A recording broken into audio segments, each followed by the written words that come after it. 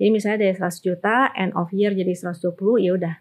Oh, Bahkan jadi- dividen pun aku nggak tarik ya. Oh, oke. Jadi oke. dividen aku tetap gulung terus. Karena aku startingnya tuh dulu kecil, aku bukan anak sultan. Bener-bener start dari bawah, aku nggak punya warisan, nggak punya apa-apa gitu. Jadi semua start dari nol. Jadi cara tercepat yang bisa aku pikirkan hanyalah compounding. Jadi kalau yang penting aku bulanannya udah terpenuhi, ya udah. Jadi yang untuk investasi, untuk aku tradingin itu aku compounding terus.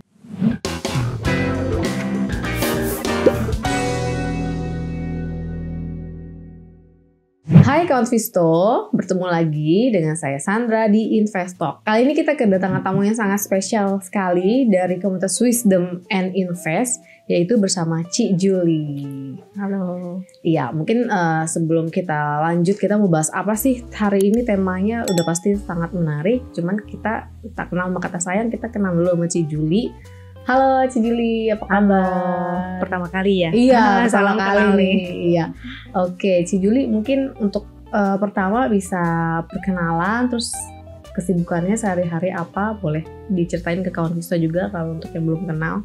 Nama saya Juliati. Biasanya sih kalau di media sosial saya lebih dikenal dengan Juliati Lee. Aku kesibukannya sebagian besar urus keluarga. Jadi aku Oke. urus anak, urus rumah. Pastinya aku full time trader. Lalu dan kita ada komunitas yang namanya Wisdom and Invest. Aku ada edukasi di sana.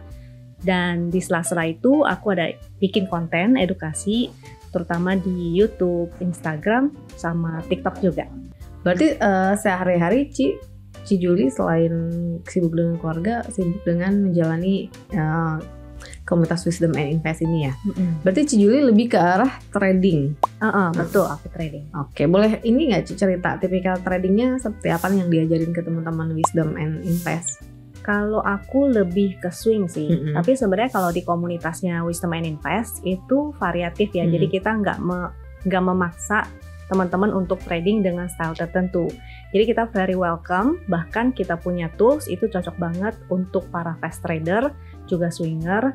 Nah, untuk investor pun kita ada beberapa coach atau beberapa teman yang memang kita undang untuk ngebahas tentang fundamental. Oh, oke. Jadi nggak hanya sekedar Trading doang. aja ya.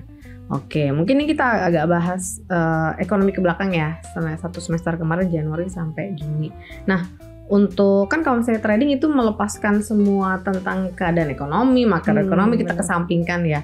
Nah, kalau kita lihat kan Indonesia kemarin, maksudnya di negeri kita IHSG itu agak slow down ya. Baru naik tuh mungkin 2 minggu terakhir ini. Dan itu ada pengaruh nggak terhadap Cici dalam trading gitu? Oke. Kalau aku pribadi, karena aku adalah seorang trader, tentunya itu nggak pengaruhi. Walaupun saya tetap belajar sih. Jadi aku mempelajari fundamental, aku juga baca analisa dari para analis tentang makro mikro. Cuma memang hanya garis besarnya aja. Itu hanya supaya tahu aja. Tapi kalau untuk trader, untuk trading sehari-hari aku tentunya pasti berdasarkan sinyal. Oke. Jadi kadang-kadang aku nggak peduli tuh makroekonomi itu kenapa. Kadang kan saham nggak ngikutin selalu, juga ya. Betul. Tergantung supply and demand-nya ya, tetap ya. Berarti kemarin pas IHSG lagi turun-turunnya, trading tetap lancar ya Ci ya? Sempet sih aku nggak berhenti total, tapi dalam sebulan misalnya paling cuma 2-3 kali trading. Karena memang situasinya kan juga nggak oke-oke banget. Nggak gitu. rame ya. Jadi daripada maksain trading yang tadinya aku sebenarnya year to date juga udah oke gitu, udah mencapai target aku. Jadi ngapain juga dipaksain trading. Kalau nanti marketnya udah oke lagi baru aku balik dengan full. Jadi sempet trading tapi hanya beberapa kali aja dan nggak full porto aku. Oke. Nah, ngomong-ngomong target nih, sebenarnya target si Julie kalau trading berapa persen tuh Ci? Kalau target aku ya tahun lah gitu. Ya, setahun. Karena kita harus realistis aja ya. Jangan mau dijanjiin kayak 40% setahun itu atau ratusan persen, atau mungkin karena teman-teman sering ngelihat lomba-lomba yang di luaran kan wow itu yieldnya bisa sampai 100%. Padahal realitanya Bahkan seorang Warren Buffett aja itu CAGR-nya sekitar 20-an. Pak LKH juga segituan. Jadi kita ambil realistisnya aja deh.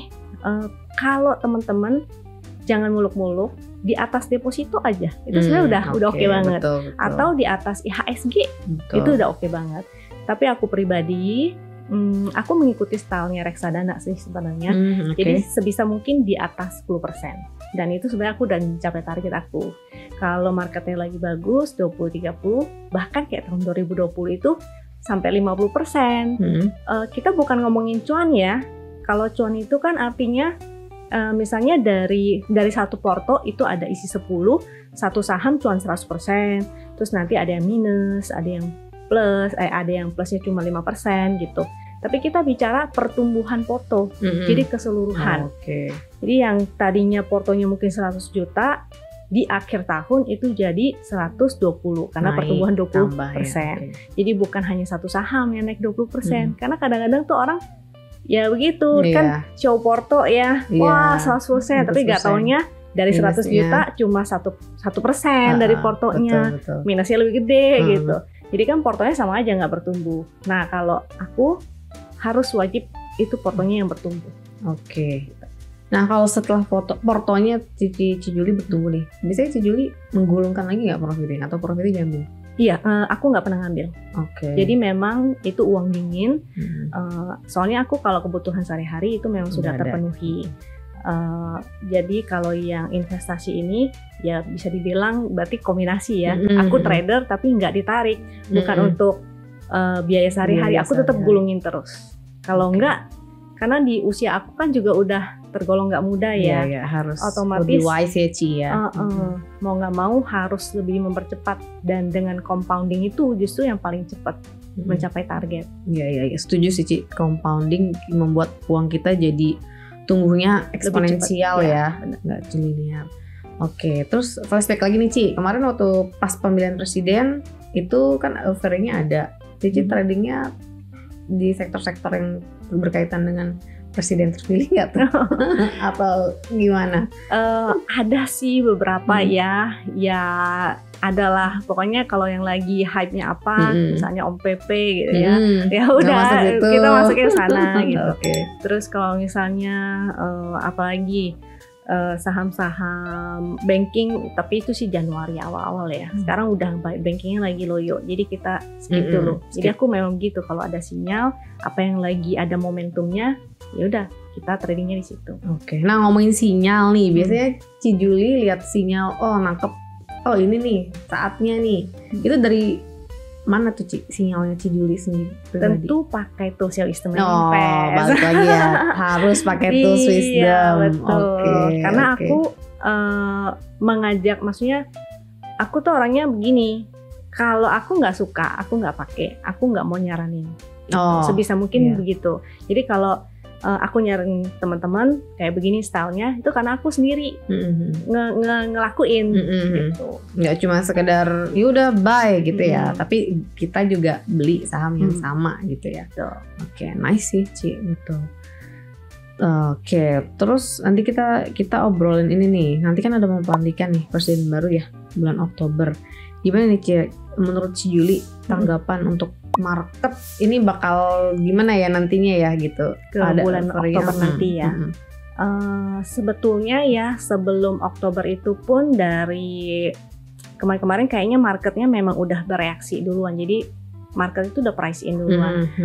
Banyak kekecewaan sebenarnya ya, terutama untuk program-program yang akan berjalan, realistis nggak ya, bisa dijalani nggak ya, apalagi yang program makan siang itu kan yang paling berat. Juga untuk IKN mau dilanjutin, kan biayanya butuh besar banget. Dari mana itu? Tentunya itulah salah satunya yang menjadi concern para pelaku market. Jadi banyak yang wait and see, banyak yang mungkin menarik atau pindahin asetnya ke tempat lain atau gimana gitu. Jadi masih wait and see sih. Selama nanti untuk semester 2 nanti, ini udah masuk semester 2 ya. Jadi masih banyak yang wait and see, terutama nggak cuma Oktober, nanti di November bertepatan dengan pemilihan US juga, pemilunya US. Betul pemilihan presiden US ya. Jadi harus sambil berjalan nanti dilihat apakah ada mungkin perbaikan atau keajaiban atau apapun itu, ya kita doain aja yang terbaik sih. Semoga semuanya lancar-lancar. Kalaupun sesuatu hal terjadi sampai marketnya kenapa-napa, amit-amit gitu ya, kita udah pernah ngelewatin kok. Sebelum-sebelumnya udah pernah gitu. Dan toh ya IHSG tetap all time high. Betul. Don't worry lah. Jadi apapun yang terjadi kita doain yang terbaik aja. Yang penting IHSG-nya all time high lagi. Semoga. Hanya koreksi sesaat ya Ci ya. Oke, berarti berharap kita nanti semester kedua ini IHSG kita tetap rally sehingga tradingnya jadi lebih enak Ci ya pas market hijau ya. Kalau rally sih mungkin enggak ya. Soalnya di semester kedua ini kan banyak yang menahan diri, mau melihat betul keputusan kondisi politiknya itu bagaimana, di US-nya nanti bagaimana. Mungkin kita akan benar-benar kelihatan tuh di awal semester 2025 itu sih, efeknya itu akan bagaimana. Seandainya yang terburuk ya berarti teman-teman harus siap-siap. Lihat aja historical ke belakang. Gimana sih kondisi 2020, gimana sih kondisi yang waktu 98, ciri-cirinya apa. Kalau saya sih technical trader ya, jadi saya hanya ngeliatin price actionnya aja, teknikalnya bagaimana. Kalau memang terjadi divergent, ada potensial bearish, balik arah, berarti ya udah atur lagi portonya bagaimana tuh, harus di manage ulang. Nah, mungkin boleh cerita nggak Ci Juli, kan ini udah lama ya jadi trader berarti dari lumayan lah, tapi mungkin kalau untuk senior ngeliatnya mungkin masih seumur jagung kali. Seorang wanita kan ya pasti itu udah tergolong lama ya. Nah, pernah masa apa tuh Ci mengalami yang market bener-bener lagi bearish, pernah nggak? Saya tahun berapa? Saya trading kan udah 6 tahunan, mungkin lebih kali ya, 6 tahunan lebih. Yang paling berasa sih itu di 2020. Oke, abis COVID ya? Abis COVID. Tapi sebelum 2020 ada tuh koreksi kecil-kecil kayak tahun berapa ya, aku lupa deh. 95 atau 96 itu juga kan namanya market koreksi itu cyclical, pasti akan berulang. Dan percaya nggak percaya nanti juga akan turun lagi. Ini 2020 bisa jadi 2025 koreksinya gitu. Jadi ya udah kita ini aja bereaksi aja sesuai kondisi market. Kalau marketnya lagi nggak enak, ya kita langsung amankan. Karena waktu itu saya udah ngalamin yang sebelum 2020. Jadi pas 2020 aku udah langsung tuh. Kalau dulu awal-awal saya nggak berani cut loss, 2020 langsung kosongin portonya. Jadi begitu market turun sampai blub ke bawah. Dalam banget ya. Nah itu paling enak banget ya. Iya. Gitu loh. Jadi teman-teman mesti disiplin juga ya. Nanti kalau kesempatan itu datang lagi, ya udah pastikan ada cashnya. Iya betul. Jadi pas marketnya berbalik arah kita udah bisa time to buy ya. Karena kalau marketnya terkoreksi, kesempatannya ada, budgetnya nggak ada, ya udah gigit jari doang. Karena ada market bearish, market bullish, apakah Ci Juli setuju tentang ketentuan bursa yang short selling? Waduh.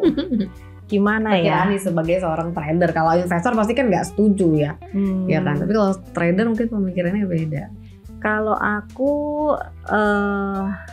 gimana ya? Plus minus sih. Jadi di satu sisi aku ngerasa oke, bolehlah dicoba gitu, karena market luar kan kayak gitu, bisa dua arah bisa gitu. Dua arah, benar. Sedangkan di sini aku di satu sisi merasa agak keberatan karena nanti banyak yang kena nggak ya gitu loh. Karena pikirannya kan bukan cuma sendiri ya.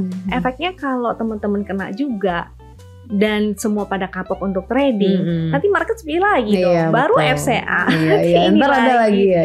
Gitu. Aku mikirnya kan demi kebersamaan ya. Kalau misalnya banyak yang akhirnya kabur ke kripto atau ke forex, ya sama aja dong, nanti marketnya sepi kan. Ntar kalau misalnya bisa short selling, market kita apa bedanya sama kripto atau bukan kripto, forex gitu ya, yang bisa dua arah ya. Kayak judi. Betul. Ya emang kalau ekonomi kan emang harus ada cyclicalnya 5 tahun atau 10 tahun sekali biasanya Ci ya. Tapi ini kayaknya kita agak mepet ya. Kayaknya menurunnya agak lebih panjang gitu. Sideway-nya memang udah panjang sih. Dari kalau kita lihat chartnya udah berapa tahun ya? Dari tahun 1-2 tahun lah. Waktu COVID sih memang turun, habis itu uptrend-nya kan kenceng banget. Nah setelah itu sideway-nya panjang banget. Dan akan masuk sideway lagi. Iya. Masih sampai semester kedua nanti akan sideway. Ya banyak sih Ci ya ininya Ci ya penyebabnya ya masih ya Amerika ya perang ya Amerika inflasinya masih tinggi ya seperti itu. Jadi imbasnya ke kita juga gitu Ci ya. Kalau ke Indonesia itu lebih ke nilai mata rupiahnya sih melemah. Memang waktu itu sempat tertingginya itu melemah sampai 16.500. Beberapa hari mulai menguat di 16.250, tapi itu semalam ya. Mungkin besok bisa berubah lagi. Tapi secara tren, kalau aku kan teknik analis. Nah ya secara jadi, tren betul. Kalau menganalisa, kita bahasnya tren aja nih. Tren pelemahannya itu memang masih akan melemah. Terus. Bahkan ada beberapa analis yang menganalisa ini berpotensi untuk all time high dan menembus 17.000. Wow, 17.000. Iya. Apa kita bisa beli dolar sekarang? Jangan dong, cinta rupiah. 17.000. Cinta rupiah. Enggak deh, cinta apa ya? Cinta kekayaan kita sendiri ya. Harus dijaga berarti Ci ya. Harus dijaga. Oke, nah ini kayak ngomong-ngomong tentang market kan bisa kita bilang tahun ini tuh market yang kita sedang slow. Tapi kalau misalnya ada teman-teman di sini yang pengen berinvestasi, menurut Ci Juli adakah produk yang masih cocok yang bisa kita masuk untuk investasi gitu Ci? Nah kalau misalnya budgetnya ada, tapi mungkin nggak berani trading saham gitu ya, sebenarnya banyak sih instrumen investasi lainnya. Yang paling simple sih mungkin emas, tapi kayaknya Gen Z sekarang nggak suka sama emas ya, karena mereka berharap dapat cuannya itu cepat, sedangkan emas itu kan untuk long term, 5-10 tahun bahkan. Kalau instrumen yang lain kayak properti, kayaknya sekarang juga nggak. Iya, lagi sulit-sulitnya juga jual properti ya. Sulit, mahal, sulit, prosesnya panjang, nggak liquid. Betul. Instrumen lain paling kalau paper asset ya saham atau makanya ke kripto. Ada juga sih sebenarnya reksadana ya. Reksadana itu kan ibaratnya kayak kita menitipkan aja gitu sama orang yang memang udah ahlinya, dia bisa mengatur portfolionya dengan baik. Cuma tetap ya, semua instrumen investasi itu ada resiko. Bahkan deposito pun itu ada resikonya. Itu resiko banknya terlikuidasi. Jadi nggak ada satupun investasi yang tidak ada resiko. Kalau teman-teman tertarik dengan reksadana, obligasi, karena belakangan lagi mulai hype ya, betul. Karena orang udah mungkin COVID udah selesai, udah kembali ke sektor real, udah mulai bekerja, jadi orang nggak bisa pantau, makanya banyak kan yang titip dana kena gitu. Iya betul. Mungkin bisa mulai pelajari reksadana. Reksadana itu banyak banget, jadi kita mesti pinter-pinter juga, kita mesti buka ke dalam reksadananya itu isi portfolio itu apa. Gitu. Jadi nggak bisa main langsung beli aja ya, tetap nggak boleh langsung beli, kita tetap harus belajar analisa. Oke, jadi bisa pilihannya adalah selain kalau saya takut saham di reksadana gitu ya. Atau obligasi. Karena secara tingkat resiko paling kecil kan resiko itu deposito, terus itu reksadana, obligasi, dan baru saham yang paling tinggi resikonya. Betul. Dan cocok ya untuk anak milenial Gen Z ya. Kalau Ci Juli sendiri pure semua trading di saham atau ada investasi lain Ci? Dulu aku sempet tradingin forex, trading kripto. Cuma karena ya portonya sih waktu saat itu masih terbatas. Jadi karena terlalu banyak yang disebar, akibatnya tuh nggak profitnya kurang maksimal. Nah, jadinya aku concentrated sekarang semua ke saham. Fokus semua ke saham, apalagi kan kemarin kan marketnya kayak BBRI lagi turun ya gitu. Betul. Kapan lagi? 20% lebih gitu. Ya. Waktu Covid aja BRI di 2000-an. Iya. Kemarin belum nyampe tuh. Saya nungguin sebenarnya sempet di bawah. Sampai 2000 Ci? Enggak sih. Aduh nanti. Jangan dong pada marah-marah lagi. Enggak sih, waktu itu pengen di bawah 4.000 dikit lagi. 3.900-an lah ya. Jadi kalau di level 4.000 sebenarnya udah oke banget. Yang punya budget itu boleh lah cicil ya, jangan langsung all in. Karena yang namanya beli saham pun kita tetap harus mengatur keuangannya dengan baik. Dan kalau misalnya BRI-nya udah naik sampai 5.000, itu kan ganti fraksi tuh. Iya. Itu menarik banget profitnya. Jadi jarang-jarang lah. Nanti kalau teman-teman yang punya budget bisa mulai belajar analisa, mungkin bisa pelajari saham. Kalau misalnya nggak berani ke saham, ya udah ke reksadana. Oke. Nah, ngomong-ngomong tadi tentang reksadana, berarti untuk reksadananya kan banyak tuh Ci, ada pendapatan tetap, pasar uang, campuran, saham. Untuk yang pemula lebih direkomendasiin gimana tuh Ci? Biasanya kalau pemula yang paling tingkat resikonya paling rendah itu RDPU, yaitu reksadana pasar uang.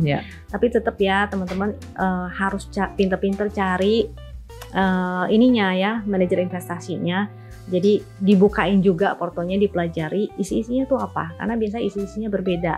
Jangan sampai nanti, karena aku pernah kena not exactly reksadana sih, tapi aku kenanya di Warna Arta. Oke. Ya tahu. Kalau di situ kan kita nggak bisa buka ya, mereka beli sama apa aja. Nggak taunya isi portonya nanti bukan yang ya saham-saham gorengan semua lagi, atau misalnya deposito, tapi depositonya di bank yang entah berantah gitu kan. Jadi mesti tetap harus dipelajari lah sebaik-baiknya. Berarti harus tetap kita baca prospektus sama fund fact sheet-nya ya, fund fact sheet terutama ya. Betul. Sama background ininya kali Ci, MI-nya juga ya, itu paling pentingnya. Jangan sampai terjebak.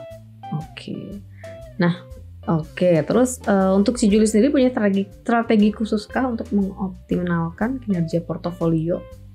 Kalau mengatur portfolio, sebenarnya setiap orang itu unik. Unik dalam arti cara mengatur portfolionya Warren Buffett mungkin nggak cocok buat saya. Cara saya mengatur portfolio mungkin nggak cocok buat Sandra. Jadi setiap orang itu punya caranya masing-masing untuk mengatur portfolio. Jadi tergantung dari profil resikonya itu seperti apa, style tradingnya seperti apa. Karena kalau misalnya yang fast trader, tentu dia nggak mungkin beli saham-saham swing atau beli saham BCA gitu, nggak mungkin. Dia pasti entah 100% adalah saham yang volatilitasnya tinggi, atau mungkin dia membagi porsi untuk fast tradingnya lebih besar, jadi pilih saham volatil yang lebih besar, 80%, 20%-nya mungkin saham yang aman-aman.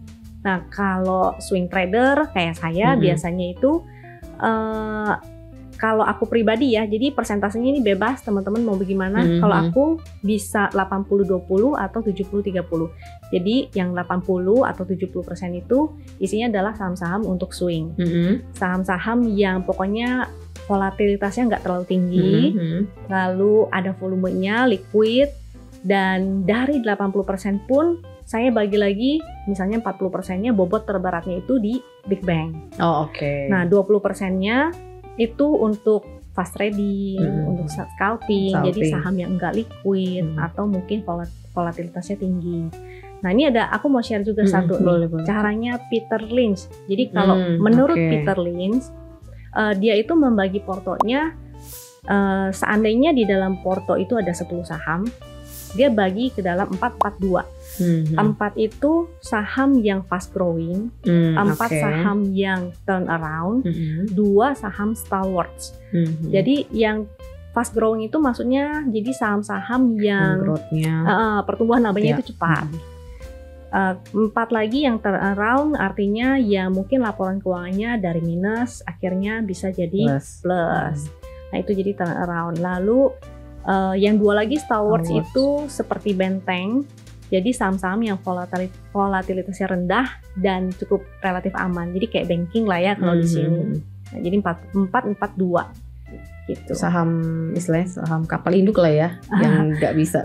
Ya itu lah caranya si Peter Lynch. Cuman kan caranya dia belum tentu cocok buat kita. Betul, beda-beda. Jadi teman-teman cari caranya sendiri. Sebenarnya maunya gimana. Yang pasti tetap kita harus manage. Jangan sampai isinya tuh kayak supermarket 90 saham. Saya pernah ketemu gitu. Ada member ada 90 saham, 50 saham. Wow, luar biasa.